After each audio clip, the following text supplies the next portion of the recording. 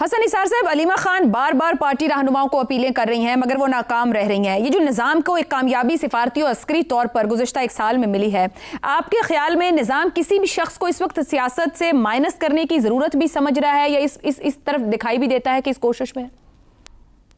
नहीं, मुझे साहब के सारे थीसिस के साथ ही इख्तलाफ है। देखो, माइनस का तो मुझे इल्म नहीं है, उसको छोड़े। माइनस नहीं होता जो एक बार प्लस हो जाए। ठीक है, मौत के बाद भी भुट्टो तेरा नाम रहेगा तो पता नहीं जब तक सूरज चांद रहेगा, इस तरह नहीं होता। इस किस्म की जो कामयाबियां आपने गिनवाई हैं, ना गुर्बत ख़त्म कर सकती हैं, ना बेरोज़गारी बढ़ने से रोक सकती हैं, ना रिश्वत लूट मार लॉ एंड ऑर्डर की हालत को संभाल सकती हैं, ना बिजली गैस पेट्रोल वगैरह मुहैया कर सकती हैं। ये हैं ग्राउंड रियलिटीज। समझ गए हो? वो कहते हैं ना, टिडना पइयां रोटियां ते सब्बे गुला खोटियां। और एक बात जो हमारे हुक्मरानों की खोपड़ी में घुसती ही नहीं, वो ये है कि वो बहुत बड़ा फैक्टर है। ये गुर्बत, जहालत, ये जो बेबसी है लोगों की, वो तो चैन नहीं लेने दे रही उन्हें। सबसे बड़ा इससे भी खौफनाक फैक्टर है कि जहाँ जहालत हो वहाँ जज्बातियत होती है। जहाँ जज्बातियत होती है वहाँ मजलूम को, जो मजलूम समझा जा रहा हो, उसके लिए करे कोई कुछ ना करे, it doesn't make any difference, बेपनाह हमदर्दी और कल्ट पैदा करती है। ये याद रखना, अगर सुल्तान टीपू शहीद ना हुआ होता, आपके फरिश्तों को भी उसका नाम पता ना होता। स्पार्टिकस, दुनिया में गुलामी कितनी पुरानी है। तो ये हीरोज मोस्टली ट्रेजिक हीरोज होते हैं। भुट्टो तब ही मौत मरा होता तो उसने कौन सी तोप चलाई थी? उसकी औलाद की औलाद ना कर सकी कुछ भी आज तक, रोटी कपड़ा मकान। बट ट्रेजिक हीरोज बड़े खतरनाक होते हैं। मजलूमियत और वो ये जहालत के साथ जाती, उसके पास रैशनैलिटी नहीं होती एक जाहिल कम्युनिटी के पास। तो इसलिए छोड़ो, ये थीसिस ही गलत है। चलो ठीक हो, मैं इससे एग्री नहीं करता। नहीं, अच्छा, थीसिस ही गलत है, ऐसा कुछ हो भी नहीं सकता। आपने ये कहा है माइनस कुछ नहीं है। ठीक है, दुरुस्त हो गया। शहजाद चौधरी साहब, अलीमा खान समझा जा सकता है कि जो कुछ इमरान खान कहना चाह रहे हैं उनके जरिए सामने आ रहा है, वो बार बार क़यादत से कह रही है। मिनिमम MNAs और MPs तो बाहर आए और अपने साथ 3-4 लोग लेकर पहुंचे, दबाव बढ़ाने की कोशिश करें। जो हम ये बात कह रहे हैं कि जो निज़ाम अचीव कर चुका सिफारती और अस्करी तौर पर 1 साल में, क्या बानी PTI ने रीड किया पाकिस्तान की दाखिली हरकियात को और उस हिसाब से फैसले लिए, या वाज़े तौर पर नज़रअंदाज किया और जो वो सब दुरुस्त समझ रहे थे उन्हीं फैसलों के साथ खड़े रहे? इस वक्त ज़रूरत है निज़ाम को उन्हें माइनस करने की। अच्छा, देखिए, मैं हसन निसार साहब की जो उन्होंने आखिरी बात की है ना, उससे आगे कंटिन्यू करना चाहता हूँ। वो ये उन्होंने कहा कि जो हीरोज़ होते हैं तारीख़ में या दुनिया के अंदर, वो आम तौर पर ट्रेजिक हीरोज़ होते हैं। और जैसा उन्होंने मिसालें दी, बहुत सारे ऐसे लोग जिनकी अंजाम उस तरीके से हुआ जिससे कि वो हीरो बन गए। और जिस उन्होंने बिल्कुल 100% दुरुस्त बात की, ये बहुत कम लोगों की समझ में आती है कि अगर वो ऐसे मौत ना हुई होती तो शायद वो कभी भी इस तरह तारीख़ में याद ना किए जाते। तो तारीख़ में याद करने के 2 तरीके हैं ना। एक तो ये कि आपकी ख़त्म किस तरह होते हैं, आपकी ट्रेजिडी कितनी है आपकी ज़िंदगी में, और दूसरा ये जो कि गालिबन जिस पे हमें फोकस करना चाहिए, वो ये कि आपने अपनी ज़िंदगी में क्या कमालात किए जिसकी वजह से आप ज़िंदा रहे या ज़िंदा रह सकने के काबिल हैं। तो मेरा अपना ख्याल ये है कि आपका सवाल इससे मुताल्लिक है कि जो आज की दुनिया के अंदर जो लोग हयात हैं, इंक्लूडिंग इमरान खान, बानी PTI, या फॉर दैट मैटर अगर उनका एक लोअर भी देखा जाए तो अलीमा खान की शक्ल में, लेकिन क्या उनकी अहमियत है या उनका क्या रोल है? एक सवाल आपका बड़ा इंटरेस्टिंग है कि बानी को माइनस करने की कोशिश, अचकज़ई साहब का ये कंप्लेन है उनकी। तो उनसे सवाल ही पूछना चाहिए कि ये फरमाइए कि PTI और आपने मिलके, यानी ऑपोजिशन ने मिलके, बानी को रेलिवेंट रखने के लिए क्या क्या किया? यानी सिर्फ ये शिकायत ना करें कि उनको माइनस करने की कोशिश की जा रही है। आपने रेलिवेंट रखने के लिए काम करने पड़ते हैं, आज की दुनिया में जीना पड़ता है। उससे हम आ जाते हैं मारूज़ के ऊपर। अब वो अलीमा खान भी शामिल कर लें उसके अंदर, इमरान खान को भी शामिल कर लें या किसी को भी शामिल कर लें, अचकज़ई साहब को भी शामिल कर लें। मारूज़ क्या है? आज आपके यहाँ एक सिक्योरिटी का ऐसा अमल चल रहा है पूरे खत्ते के अंदर जो कि अगले हो सकता है कि 6 महीने साल तक इसके असरात रहे, हो सकता है उससे भी लंबे चले।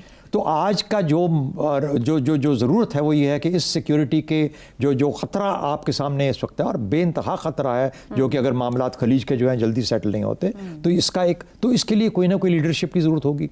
ये नहीं कि अच्छा हम खामोश रहेंगे, हम एहतजाज नहीं करेंगे, नहीं, आपकी पॉजिटिव कंट्रीब्यूशन क्या है इस चीज़ के अंदर, आप क्या ख्यालात लेके आए हैं हमारे लिए, पाकिस्तान को क्या रहनुमाई फरमा रहे हैं। आफ्टर ऑल हमारे लीडर है ना वहाँ नेशनल असेंबली में बैठे हुए। तो एक तो ये चीज़ होगी, दूसरी इससे जुड़ी हुई मईशत के मामलात हैं, उसको किस तरीके से हैंडल करना है। तो जब मैं इन दो चीज़ों को देखता हूँ, और ये माशी मामलात तो शायद अगले 3-4 साल 5 साल भी चलते रहेंगे, पाकिस्तान के तो हैं ही बहुत ज़्यादा, और इस इन झटकों के बाद जिससे पाकिस्तान अभी गुजर रहा है और ज़्यादा होते जाएंगे। तो मुझे ये मालूम करना है इनसे कि आपने क्या उसके अंदर पिछले 3 माह में इमरान खान का अगर कोई जिक्र सुना है हमने 3 से 4 माह में, वो सिर्फ मेडिकल कॉन्टेक्स्ट में उनकी तबीयत ठीक नहीं है, उनकी तबीयत ख़राब है, उनको डॉक्टर चाहिए, उनको फलाना चाहिए। भाई ये जो मामला जो आज पाकिस्तानियों को पेश है, उसमें जो हसन निसार साहब ने कहा कि उनके अंदर गुर्बत भी है, लोगों का पेट भूखा है वगैरह वगैरह, उसके अंदर इनकी कॉन्ट्रीब्यूशन कितनी है। रेलिवेंट रखने के लिए यानी रेलिवेंट होना चाहिए ना, तभी ऑल्टरनेट आप बनेंगे ना। तो शहजाद साहब कतर कलामी की बात, क्या वो अब रेलेवेंट हैं? फिर सवाल यहाँ आ जाता है क्योंकि वो एक जमात के सरबराह हैं, एक पॉलिटिकल लीडर हैं, साबिक वजीर आज़म हैं, इन हालात में है रेलेवेंट? अगर तो पाकिस्तान की अंदरूनी सियासत वापस फोकस में आ जाती है, लेकिन फिर भी 8 फरवरी 2024 को वापस जाना बहुत मुश्किल, बहुत सारा पानी पुलों के नीचे से बह चुका है। 8 फरवरी 2024 को वापस जाना इम्पॉसिबल हो चुका हुआ है। इसलिए मैं कहता हूँ कि इस जमात को भी भूल के 8 फरवरी 2024 को अब मुस्तकबिल, फॉर एग्जाम्पल मैं बहुत दफ़ा बात कह चुका हूँ जब भी हम बात करते हैं अपनी सियासत की, कि यार इस सियासत ने वापस आपके हाथों में आना है ना, उसमें PTI भी शामिल है। आपने उसके लिए क्या तैयारी की है? नेशनल असेंबली में क्या डिबेट हुई है? बेशक आज के जो आपके इश्यूज हैं वो डिफरेंट हैं, लेकिन इसके साथ साथ भी तो कोई दुनिया ने जिंदा भी तो रहना है, पाकिस्तानियों ने भी तो जिंदा रहना है। इनकी मईशत का क्या होगा, इनकी सिक्योरिटी का क्या होगा? आपने अपनी सियासत को किस तरीके से डालना है कि इन मामलात के अंदर मारूज में रहते हुए अपने आप को रेलिवेंट रख सकें। तो मुझे वहाँ पर कोई चीज़ नज़र नहीं आती। तो बदकिस्मती ये है, देखिए इमरान खान साहब का नाम, अल्लाह करे उनको ज़िंदगी सलामती सेहत हो, वो अपने अब मुकदमात लड़ें और वापस आएँ और सियासत में वापस आएँ, ताकि वो अपनी जो चीज़ें उनको पूरा कर सकें। लेकिन अगर वो मौका नहीं मिलता तो इमरान खान को हिस्ट्री जिस तरीके से जज करेगी, बहुत ही एक अजीब सी बात है, लेकिन यह है कि एक उसको पराया बनाएगी या एक फिनोमिनन बना के पेश करेगी। ये तो तारीख ये तारीख बता पाएगी कि ये इंसान शख्सियत के तौर पे, लीडर के तौर पे एक ये इसका रोल कैसा रहा। तो ये चीज़ें हैं जो कि हम आगे जाके, लेकिन अदरवाइज आज की मारूज के अंदर रहते हुए वो होगा जो कि आज के लोग मिल के आगे बढ़ के काम करेंगे। ठीक हो गया। आमिर अहमद खान साहब, क्या पाकिस्तान तहरीक इंसाफ को अब भी समझ में नहीं आ रही कि मुज़ाहिमत और मुफाहिमत सिर्फ नजरियाती तौर पर नहीं बल्कि स्ट्रेटेजिक हिकमत अमली के ताबे होते हैं? जो हम 1 साल का हवाला दे रहे हैं और उसके अंदर पाकिस्तान तहरीक इंसाफ दाखिली सियासी माहौल में कहाँ मौजूद है, नहीं मौजूद है, आपको लगता है उन्होंने इन चीज़ों को ध्यान दिया है? अच्छा, ज़रा सा भी अगर ध्यान दिया होता तो कहीं ना कहीं तो हमें कोई फ़र्क नज़र आता ना। जो सियासत PTI की उस वक्त शुरू हुई जब इमरान खान साहब जेल गए, उससे लेके अब तक काफ़ी अर्सा गुजर गया, 3 साल होने को आ रहे हैं अब, तो उसमें कुछ तो हमें तब्दीली नज़र आती, कुछ तो फ़र्क नज़र आता, बात थोड़ी सी आगे बढ़ती हुई नज़र आती। नहीं आई, बिल्कुल वही सूरत हाल है जो पहले खड़ी हुई है। तो जाहिर है कि उस सोच में कोई फ़र्क नहीं आया। और उसके अंदर देखिए प्रॉब्लम जो मेरा ख्याल है फंडामेंटल एक प्रॉब्लम जो PTI को नहीं समझ आ रही, बतौर एक पार्टी भी नहीं समझ आ रही, उनकी लीडरशिप को भी नहीं समझ आ रही। कतई नज़र इसके कि आप उसकी लीडरशिप किसको आप उसकी लीडरशिप कंसिडर करते हैं। क्या महमूद खान अचकज़ई साहब जो कि अपोजिशन लीडर हैं उनको आप उनकी बात कर रहे हैं, या उनकी बहनों की बात कर रहे हैं, या जो सेकंड टियर लीडरशिप है PTI उसकी भी बात कर रहे हैं? उनको जो बुनियादी एक चीज़ नहीं समझ आ रही वो ये कि वो इमरान खान के बगैर इमरान खान की सियासत करने की कोशिश कर रहे हैं। ये तो इमरान खान का तरीका था ना कि लड़ झगड़ के हर किसी को उल्टी सीधी बातें करके उनके नाम रख के और एक कशीदगी पैदा करके। मगर कतई कलामी की बात है आमिर साहब, ये तो बहुत ज्यादा कहा जाता रहा PTI के बारे में कि PTI is equal to Imran Khan and Imran Khan is equal to PTI। जो इमरान बोलेंगे वही सब कुछ होगा। सो आप ये कहें कि फिर इमरान का ही थॉट प्रोसेस आगे चल रहा है, वो सिर्फ वन वे पे चलना जानता है, मल्टी डायमेंशन या पॉलिटिक्स की अंडरस्टैंडिंग नहीं रखते? देखिए आयशा, ये तो नहीं हो सकता ना कि अगर आपकी मरोज़ी हकीकत बदल जाए तो फिर आप उसको मानने को तैयार नहीं है, तो इसका मतलब है आप ख्वाबों की दुनिया में रह रहे हैं, आप हकीकी दुनिया में तो नहीं रह रहे हैं। सो अगर इमरान खान, माना पीटीआई इमरान खान के बगैर कुछ नहीं है, लेकिन अगर इमरान खान साहब खुद बाकायदा एक बाहर रहकर, जेल से बाहर होते वो और एक फ़ाल किस्म का किरदार अदा कर रहे होते, तो फिर तो बिल्कुल ठीक है, वो जो चाहते वही पीटीआई करती और शायद वो हमें उसके तरफ से बहुत सारी ऐसी चीज़ें देखने को मिलती जो हमें नहीं मिलनी है। लेकिन the fact of the matter is, reality on the ground is कि अब वो नहीं है।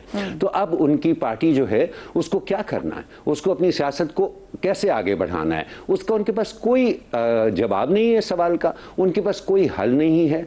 वो वही बातें, अलीमा खानम वही बातें कर रही हैं जो इमरान खान करते होते थे कि इससे भिड़ जाओ, उससे लड़ जाओ। आपको याद होगा कि इमरान खान वज़ीर आज़म बनने के बाद भी उन्होंने अपनी सारी पॉलिटिकल आमिर साहब, ये तो आपने फिर इमरान खान की पॉलिटिक्स को ही चैलेंज कर दिया ना मुकम्मल तौर पर। अगर पार्टी के पास जवाब ही नहीं तो इसका मतलब कोई पार्टी नहीं है, कोई ट्रेनिंग ही नहीं है, सियासत किस तरह होनी है इसका भी अंदाजा नहीं है।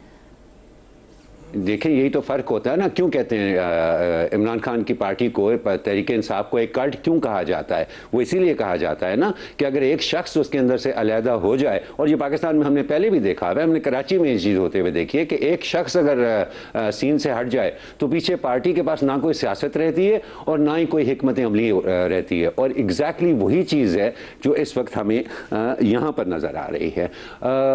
पार्टी पार्लियामेंट में है ना जी, if I am not mistaken. मैंने तो कभी नहीं देखा उनको पार्लियामेंट में कोई काम करते हुए।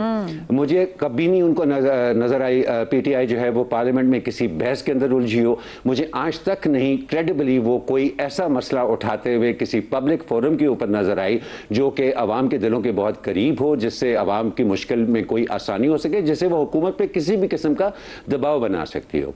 और बात जो मैंने सुनी है, देखें अगर एक पार्टी जो है वो पूरे मुल्क की सियासत को, एक शख्स को, वो पाकिस्तान की सियासत का स्टेट ऑफ हॉर्मोज उन्होंने बना दिया कि हर चीज जो है वो वहां पर जाकर फंसा देते हैं और उससे बात आगे ही नहीं निकलने देते, तो क्या आप उसको सियासी जमात कहेंगी? उसको एक जाहिर है कल्ट ही कहा जा सकता है। Valid point Aamir Ahmed Khan PTI जो है उसको कहीं ना कहीं सोचना पड़ेगा कि ये हमने अपनी सियासत को आगे कैसे लेके जाना है। अल्लाह करे Imran Khan very valid point. तो सोचेंगे तब जब सोचने की ट्रेनिंग दी गई, हिकमत अमली के थ्रू रास्ते कैसे निकाले। और सबके सोचने की बात है कि अगर अप्रैल 2022 के बाद इमरान खान ने दरअसल ऑपोजिशन की सियासत की होती और आज बतौर ऑपोजिशन लीडर असेंबली में होते तो शायद पाकिस्तान की सियासत कुछ और रंग में होती।